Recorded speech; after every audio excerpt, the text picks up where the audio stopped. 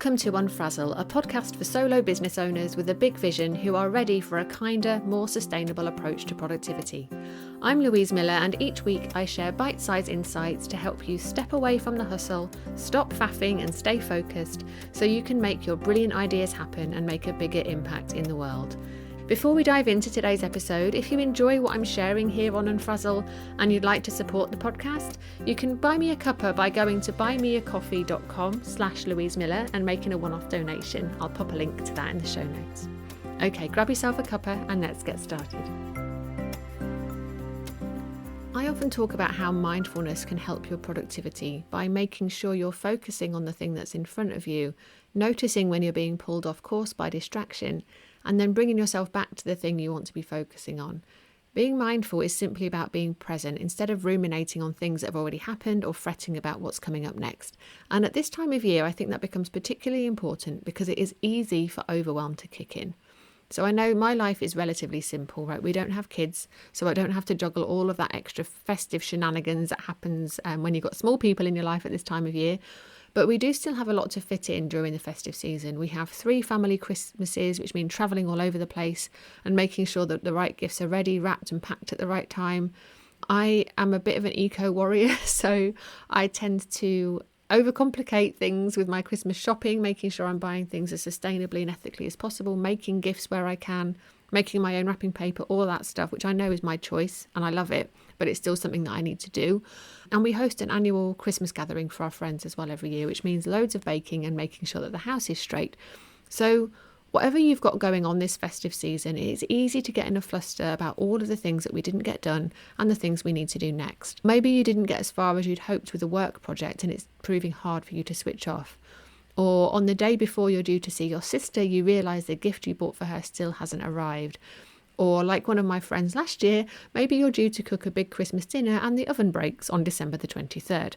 Or maybe you're anxious about getting stuck in Christmas Eve traffic or worried about making sure that your family has the perfect day, despite the tensions between those 2 relatives who don't really get along. So social media feeds us this idea of how things should look and feel at this time of year, and it is easy to think that unless you have the perfect tree, matching family pyjamas, and a dining table fit for the Great Hall at Hogwarts, you're failing. We all have our own peculiar kind of festive triggers that can turn this time of year into one big headache if we're not careful. So from a practical point of view, I find that it helps to grab a calendar, and I don't usually use a physical calendar, but at this time of year, I just print off a month to view from my Google Calendar and scribble on that, and I map out what I'm doing and when I'm doing it.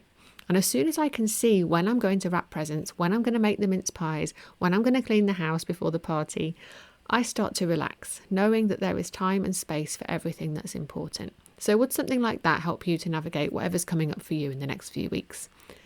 And then every year I share my festive mantra with you in the hope that it will help you to settle in and be present with the people and the experience that's going on around you. So I'm going to share that with you again today. You've probably heard this before if you've been in my world for a while, but I think it's important. So be where your feet are. Instead of worrying about yesterday's tricky conversation or constantly checking your watch to make sure you leave your in-laws in time to miss the traffic, be where your feet are.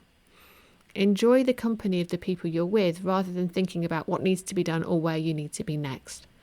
Instead of checking your phone to see what everyone else is doing, immerse yourself in your own experience. Be where your feet are.